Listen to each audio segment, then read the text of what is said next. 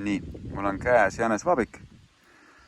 Tundemärkideks on tal siis pealt on kakaopruun ja alt on helevalge. Ja pärineb ta siis juurekaela pealt.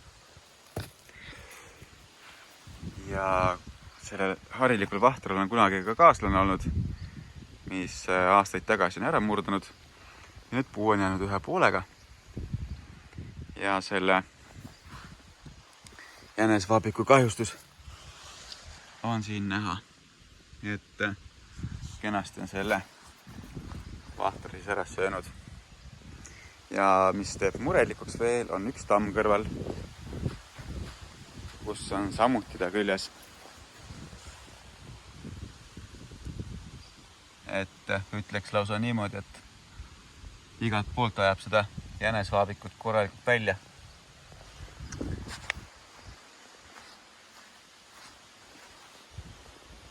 No, siinpool õnneks ei ole.